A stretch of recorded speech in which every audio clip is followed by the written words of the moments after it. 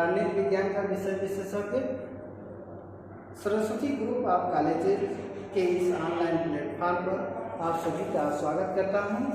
आज हम लोग बीए प्रथम वर्ष की क्लास में उपस्थित हैं, जिसमें राजनीति विज्ञान विषय का अध्ययन करेंगे। ध्यान दें कि जो आज हम लोग जिस पेपर का अध्ययन कर रहे हैं राजनीति विज्ञान में, ये 2020-21 से जो नया सिलेबस लागू हुआ है उसके अकॉर्डिंग हम लोग पढ़ेंगे।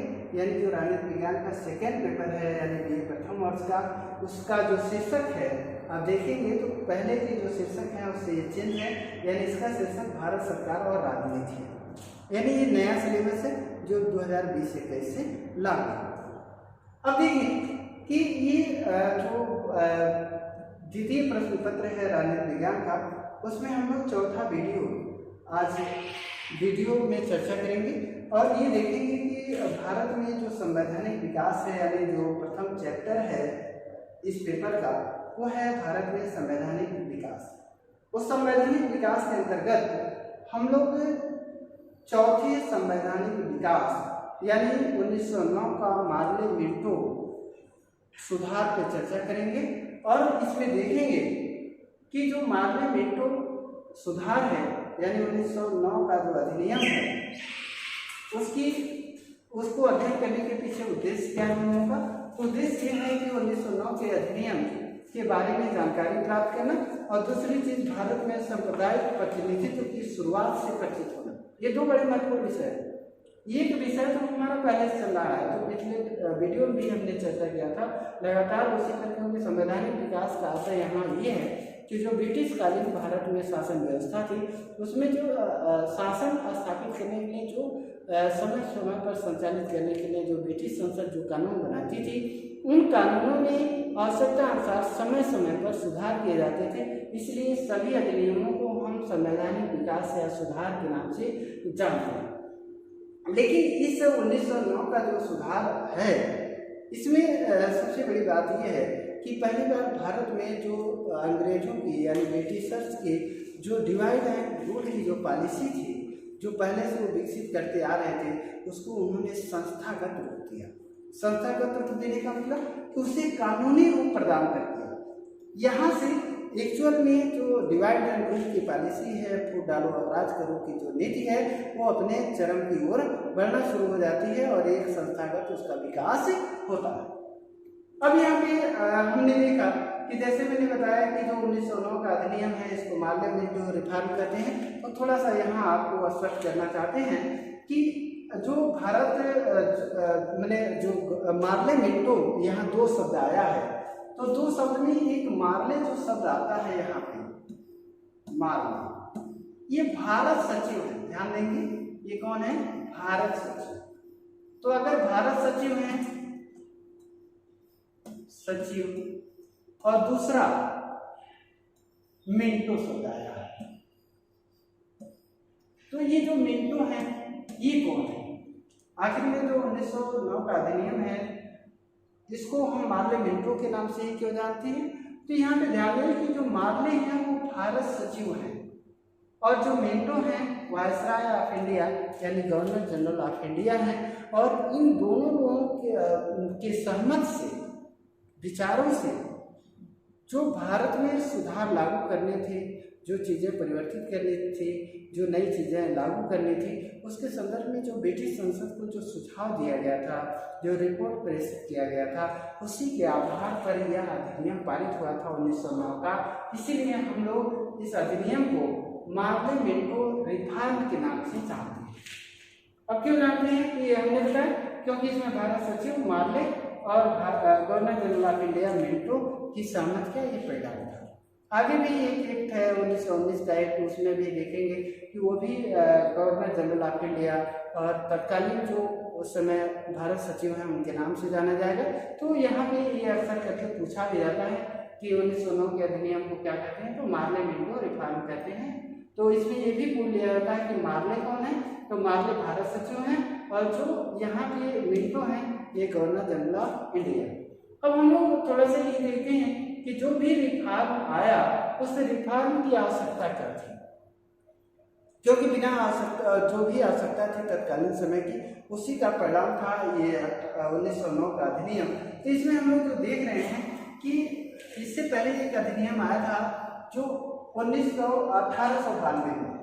तो जो 1892 में अधिनियम आया, उसके द्वारा जो सुधार लागू किए गए भारत में, वो सुधार अपर्याप्त थे। यानी भारतीयों को ये लगा कि कहीं न कहीं ये हमारे जो मूल आवश्यकता है उसको पूरा नहीं करता, ये विपरीत है। क्योंकि भारतीयों की लगातार मांग बढ़ रही थी कि जो भारत में प्रतिनिधित्वात्मक संस्था है, यानी जो विधान परिषद है, उसमें अधिक से अधिक भारतीयों को शामिल किया जाए। और इस जो मांग थी उसको 1892 का अधिनियम संतुष्ट करने के लिए काबिल नहीं था, यानी वो उनकी इच्छाओं पर, उनकी मांगों पर खरा नहीं उतरा। तो ये लगातार मांग करते रहे कि नया रिफॉर्म लाया जाए और उसमें भारतीयों को अधिक से अधिक शामिल किया जाए। दूसरी चीज, बंगाल विभाजन। तो जो 20वीं शताब्दी का जो आरंभिक दशक है, उसमें एक बड़ी घटना घटी, बंगाल विभाजन। तो बंगाल विभाजन चूँकि ब्रिटिश जो शासन है, डिवाइड एंड रूल की जो पॉलिसी है, उसकी शुरुआत एक्चुअल में यहीं से हो जाती है, जो संस्थागत रूप बाद में लेती है। इसमें कर्जन ने, लॉर्ड कर्जन ने, जो भारत में राष्ट्रवाद बढ़ रहा था, उस राष्ट्रवाद का जो सिरमौर था उस समय 1905 20वीं शताब्दी के आरंभिक दशक में, वो बंगाल हुआ करता था।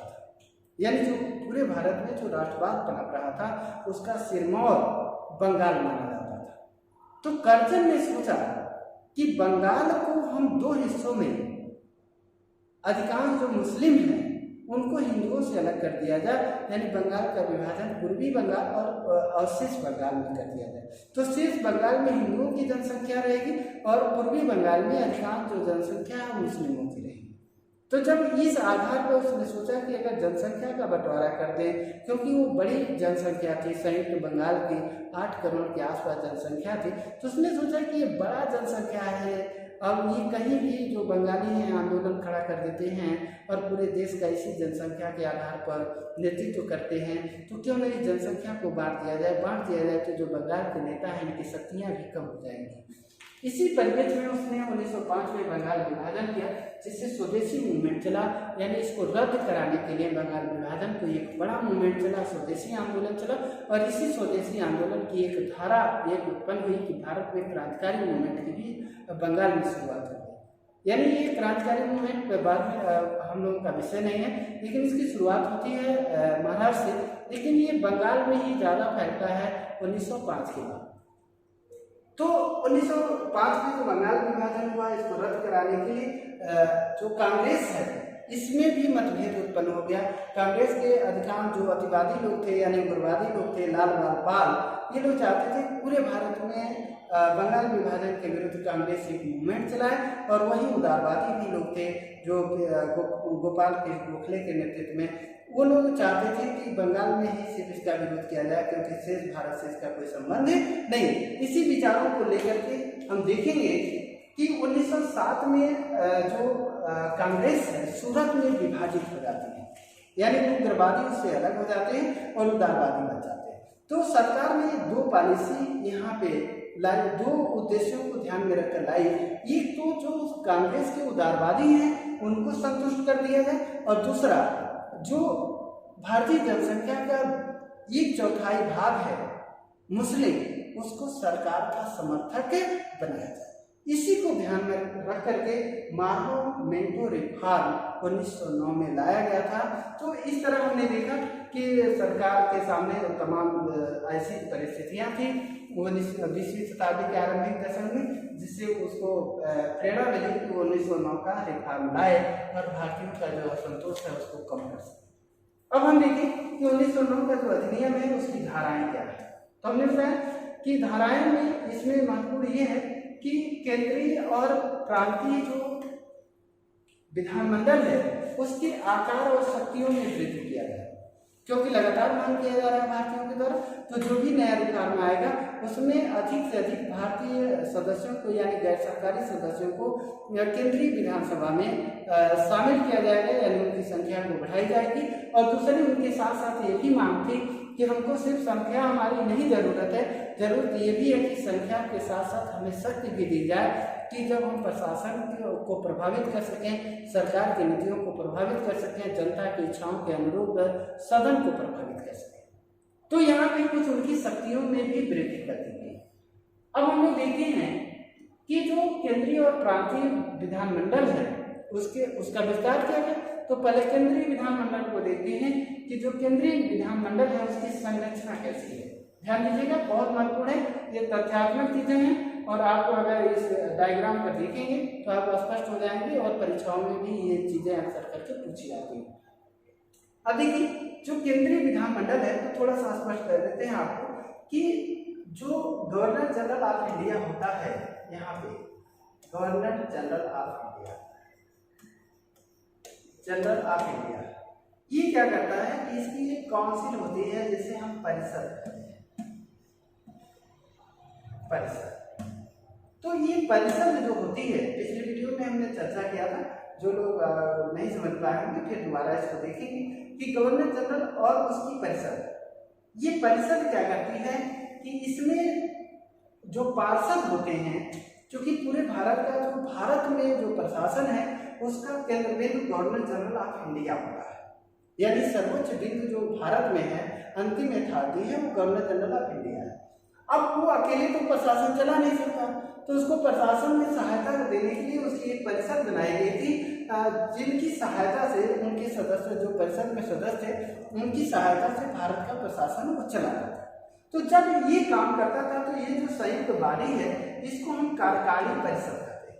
ध्यान देंगे, यानी कार्यकारी परिषद कहते हैं। तो अगर कार्यकारी परिषद है, कार्यकारी परिषद, यहाँ पे ध्यान देंगे, लेकिन जब ये प्रशासन चलाता है तब अब इसी को भारत में जो जरूरी छोटे मोटे जो कानून हैं उन कानून को बनाने की भी जिम्मेदारी दी गई। तो अगर कानून को बनाने की भी जिम्मेदारी दी गई तो अब ये कहीं व्यक्ति सरकार भी है और एक कहीं व्यक्ति कानून को बनाने वाला है, ये तो बड़ी विसंगतपूर्ण बात थी। तो इसमें ये कहा गया कि ठीक है, अभी ये कानून भी बनाए, यानी प्रशासन भी करे, यानी कार्यपालिका की भूमिका निभाए और कानून बनाने वाली संस्था के रूप में भी काम करे। तो जब ये प्रशासन करता है तब इसको हम कार्यकारी परिषद करते हैं। ध्यान देंगे, यानी गवर्नर जनरल अपनी परिषद की सहायता से जब प्रशासन चलाता है, शासन करता है, कार्यपालिका का काम देखता है, तब इसको हम कार्यकारी परिषद करते हैं। और जब ये गवर्नर जनरल और परिषद कानून बनाने का काम करते हैं, यानी कानून बनाने के लिए जब बैठते हैं तो इसको हम विधायिका कहते हैं। ध्यान दीजिएगा, विधायिका। तो अगर विधायिका कर रहे हैं तो यहीं पर विस्तार की बात हो रही है। ध्यान दीजिएगा, यहीं पर विस्तार की बात हो रही है और यहीं पर भारतीय सदस्यों को शामिल किया जाएगा, जैसा इसमें हम चार्ट में देखेंगे शामिल किया जाएगा। तो ये बात स्पष्ट हो गई होगी कि कार्यकारी परिषद ही जब कानून बनाती थी उसकी दो भूमिका थी कि एक प्रशासन चलाती थी, शासन करती थी, तब उसे कार्यकारी कहते थे। जब कानून बनाती थी तो उसे हम लेजिस्लेचर असेंबली या विधायिका कहते थे, यानी विधायिका का अर्थ ही है जो विधायन करे यानी कानून बनाए। तो अब देखिए कि जो केंद्रीय विधानमंडल है उसकी संरचना कैसी है। तो इसमें कुल सदस्य 69 है। ध्यान देंगे, कुल सदस्य 69 है। अब कुल सदस्यों में से 9 सदस्य पदेन सदस्य, जैसा कि हमने बताया कि ये गवर्नर जनरल को ले लीजिए और बाकी जो इसके सहयोगी हैं जो प्रशासन चलाते हैं उनको जोड़ लीजिए, तो ये 9 इनकी संख्या होती है। यानी ये गवर्नर जनरल ऑफ इंडिया, दूसरा परिषद में 7 सदस्य थे। ध्यान दीजिएगा, तो 7 और 1 8 हो गया और एक अतिरिक्त सदस्य होता था। तो जो अतिरिक्त सदस्य है एक, वह मिला करके 9 होता था। तो अगर जब ये कानून बनाने के लिए परिषद बैठती थी तो ये 9 सदस्य इसमें शामिल हो जाते थे, उसी को हम पदेन सदस्य कहते हैं। यानी ये लोग सरकारी सदस्य हैं और फिर जब विधायिका या कानून बनाने का काम होगा तो उसमें अब ये भूमिका कानून बनाने की भूमिका में कन्वर्ट हो जाती है। अब देखिए अतिरिक्त सदस्य, यही महत्वपूर्ण है। अतिरिक्त सदस्यों की संख्या कितनी है? 7।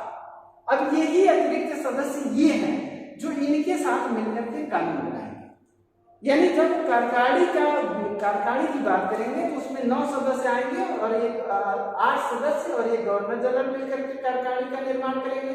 और जब विधायिका की बात आएगी, कानून बनाने वाली असेंबली की बात आएगी, तो उसमें 9 और प्लस 7 यानी ये दोनों जोड़ किए गए। तो इस तरह ये 69 होता है। अब भारतीय जो है इसी में अपनी संख्या को बढ़ाने की बात कर रहे हैं। अब इसमें क्या था कि पहले गैर सरकारी यानी सरकारी सदस्य ही सरकार मनोनीत कर देती थी। गवर्नर जनरल जिसको मनोनीत करता था वो सरकारी अधिकारी हो जाते, सरकार के समर्थक हो जाते। अब ये कह रहे हैं कि नहीं, अधिक से अधिक निर्वाचित लोगों को लाया जाए, जो जनता के नुमाइंदे हो, जनता की समस्याओं को सरकार के समझ उठा सकें, उसके जो कानून बनाने वाली संस्था है उसको प्रभावित कर सके। अब ये जो 60 अतिरिक्त सदस्य ध्यान रखना है, ये 2 भागों में विभाजित है। ऐसे सदस्य जो शासकीय हैं, शासकीय अधिकारी हैं, यानी इनको सरकार मनोनीत करती है और ये जब विधायिका कानून बनाती है तो उसमें शामिल होते हैं। और अशासकीय सदस्य, शासकीय सदस्य और अशासकीय, तो शासकीय सदस्य में 28 सदस्य हैं और अशासकीय सदस्य कितने हैं? 32। अब ध्यान दीजिएगा, जो शासकीय सदस्य हैं इनका जो मनोनयन है वो गवर्नर जनरल ऑफ इंडिया करता है। तो अगर गवर्नर जनरल ऑफ इंडिया करेगा तो जाहिर सी बात है कि 28 सदस्य किसके साथ अपना वो किसके साथ जुड़ेंगे? हमेशा सरकार की नीतियों का समर्थन करेंगे। तो इस तरह अगर हम देखें तो इनकी संख्या कितनी हो गई? 37 हो गई। तो जो सरकारी सदस्य हो गए वो 37 हो गए इनकी संख्या। तो अब 37 हो गई। अब इधर देखिए 32 है, 32 में भी देखिए क्या खेल हुआ? खेल ये हुआ कि जो 5 सदस्य होंगे, यानी जो अशासकीय यानी गैर सरकारी जो 32 सदस्य हैं उसमें से 5 सदस्य को और गवर्नर जनरल मनोनीत करता था। तो अगर इस तरह देखें तो 37 में ये भी चूंकि गवर्नर जनरल उन्हीं को मनोनीत करेगा जो सरकार के हितों को संरक्षण करे, सरकार की नीतियों को समर्थन करे या सरकार का हित ऐसी हो। तो अगर इस तरह जोड़ दें तो 37 5 42 हो गई संख्या। थोड़ा देखिएगा, 37 5 42, ये तो ये हो गया। दूसरी बात ये कि अब जो 27 बचे हैं, तो आप सोचें कि अगर किसी कानून पर मतदान हो, अगर कानून बनाना है तो मत विभाजन होगा और उस कानून का कुछ लोग विरोध करेंगे, कुछ समर्थन करेंगे। तो अगर सरकार कोई कानून बनाना चाहती है और मतदान की स्थिति उत्पन्न हो तो ये 42 क्या होंगे? सरकार का समर्थन देंगे, सरकार का समर्थन करेंगे। और बचे कौन? जनता के नुमाइंदे 27। तो जब 27 है तो ये लोग अपने मनमाना कानून बना लेंगे और ये जो जनता के जो सदस्य हैं ये बहुत हद तक सरकार को प्रभावित नहीं कर पाएंगे। इसलिए जो ये विधानमंडल की संरचना की गई, केंद्रीय विधानमंडल, उसमें सरकारी सदस्यों का बहुमत रखा गया। जनता के नुमाइंदे एक्चुअल में अभी यहाँ पे उतनी संख्या में नहीं है कि जो सरकार की नीतियों को पूरी तरह परिवर्तित कर सके। अब हम देखते हैं कि जो ये 27 सदस्य हैं अब निर्वाचित हैं। ध्यान दीजिएगा, ये सदस्य क्या कहलाते हैं? निर्वाचित। अब यहाँ मनोनीत नहीं हो रहे हैं, अब निर्वाचित हो रहे हैं। अभी निर्वाचित कैसे होते हैं इसी को हम लोगों को देखना है। बड़ा महत्वपूर्ण है कि निर्वाचन इनका कैसे होता है। तो जो केंद्रीय विधानसभा में हमने बताया कि बहुमत था उनका। अब कहें कि निर्वाचन, तो अगर निर्वाचन करना है तो अब इसमें एक नई शुरुआत की गई कि सांप्रदायिक निर्वाचन प्रणाली का आरंभ किया गया। यानी मुसलमानों के लिए पृथक से विधानसभा में सीटों का निर्धारण कर दिया गया कि इतने सीटों पर मुस्लिमों द्वारा मुस्लिम प्रतिनिधि चुने जाएंगे। दूसरी चीज, विश्वविद्यालय, जिला बोर्ड, वाणिज्य मंडल और संघ यानी वाणिज्य संघ और जमींदारों को भी अपना अपना क्या किया गया कि सदस्यों को चुनने का अधिकार दिया गया, अपने प्रतिनिधि को केंद्रीय विधानसभा में भेजने का अधिकार दिया गया। अब हम कह रहे हैं कि ये सीमित और भेदभाव पर आधारित मतदान था।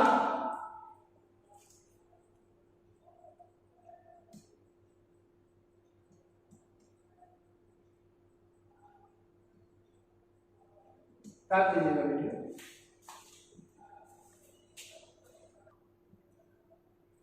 निर्वाचन को देखते हैं तो अब निर्वाचित यानी 27 सदस्य निर्वाचित थे, तो 27 सदस्यों को 4 वर्गों में बांट दिया गया। इसी को हम कहते हैं कि जो पृथक निर्वाचन मंडल है वो यही व्यवस्था है। यानी इसमें देखें तो जो 13 सदस्य हैं 27 में वो साधारण निर्वाचन मंडल द्वारा प्रांतीय विधानसभा के जो गैर सरकारी सदस्य होते थे उनके द्वारा चुने जाते थे।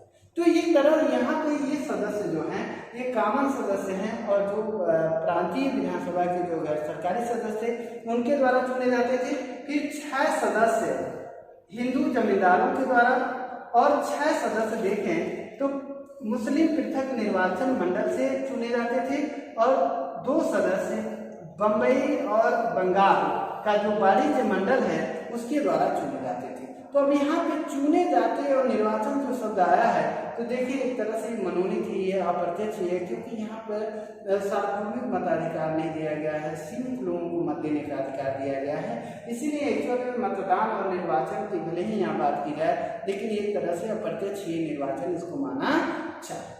तो हमने देखा कि अब ये 6 सदस्य हम क्यों कर रहे हैं कि पृथक निर्वाचन मंडल, इसमें जो 6 सदस्य हैं ये चुनाव जहां से लड़ेंगे वहां पे सिर्फ मुस्लिम मतदाता ही अपने मुस्लिम उम्मीदवार को वोट देगा, यानी मुस्लिम उम्मीदवार को सिर्फ मुस्लिम मतदाता वोट देगा। उस निर्वाचन क्षेत्र में रहने वाला जो अन्य जाति का जो मतदाता है उसे मत देने का अधिकार नहीं। इसीलिए यहाँ पे कहीं न कहीं सांप्रदायिकता की विचारधारा मजबूत हुई, क्योंकि मुस्लिम जो प्रतिनिधि होता था वो सिर्फ मुसलमानों की बात करता था, क्योंकि वो मुस्लिमों का ही वोट प्राप्त करता था और मुस्लिमों का ही प्रतिनिधित्व करता था। तो इससे हम लोग आगे देखेंगे अगले वीडियो में कि कैसे ये चरम की ओर बढ़ता है। तो यहाँ पे ये मुस्लिम जो सदस्य हैं उसे सिर्फ मुसलमान वोट देंगे, तो यहाँ से अब मुस्लिमों का एक अलग ढंग का विकास होगा, राजनीतिक विकास होगा। अब दूसरा हम कह रहे हैं कि यहाँ पे 2 सदस्य बम्बई और बंगाल के जो वाणिज्य मंडल है वो भी केंद्रीय विधानसभा में भेजते थे। 6 सदस्य जमींदार अपने हितों के प्रतिनिधित्व के लिए केंद्रीय विधानसभा में भेजते थे और 13 प्रांतीय विधानसभाओं द्वारा चुने जाते थे। अब हम लोग देखते हैं केंद्रीय विधान परिषद में सरकारी सदस्यों का बहुमत रखा गया और इनका जो कार्यकाल है वो कितना है, 3 वर्ष का है। अब देखें तो जो सांप्रदायिक निर्वाचन प्रणाली है ये 1909 से लागू होती है और इसमें विश्वविद्यालय, जिला बोर्ड, वाणिज्य संघ, जमींदारों और मुस्लिमों को अपना प्रतिनिधि चुनने का अधिकार मिला। सीमित तथा भेदभाव पर आधारित मताधिकार दिया गया इस एक्ट के द्वारा, क्योंकि मत सार्वभौमिक नहीं था। जैसे मद्रास में अगर देखा जाए प्रेसिडेंसी में तो वहाँ जो 10,000 की आय वाले लोग थे या कर देने वाले लोग थे, जमींदार थे, उन्हीं को मत देने का अधिकार दिया गया। उसी तरह बंगाल में जिनके पास राजा और नवाब की उपाधि थी उनको मत देने का अधिकार था। मध्य प्रांत में आनवेली जो मजिस्ट्रेट होते थे उनको वोट देने का अधिकार था। और हिंदू और मुस्लिम मतदाताओं की योग्यता में भी फर्क था। जैसे अगर बीए करने वाला, बीए पास अगर मुस्लिम मतदाता है और 5 वर्ष पहले बीए कर लिया है तो उसे मत देने का अधिकार था, लेकिन वही हिंदू जो बीए पास मतदाता है उसे मत देने का अधिकार नहीं था। तो ये तरह से ये भेदभाव पर आधारित मतदान था। दूसरी चीज जो विधान परिषद के सदस्य हैं उनके अधिकारों में वृद्धि की गई, बड़ा महत्वपूर्ण है, अक्सर सवाल पूछा जाता है, वही है कि सदस्यों को बजट पर बहस करने, ध्यान देंगे अब यहाँ बजट पर बहस करने और प्रस्ताव पेश करने का अधिकार दे दिया गया। दूसरी चीज पूरक प्रश्न पूछने का अधिकार दिया गया, जो अभी तक सिर्फ प्रश्न पूछने का अधिकार था लेकिन पूरक प्रश्न पूछने का भी यहाँ अधिकार दिया गया। दूसरी बात, विधान परिषद को सार्वजनिक महत्व के मुद्दे पर प्रस्ताव पास करने और बहस करने तथा मतदान करने का अधिकार मिला।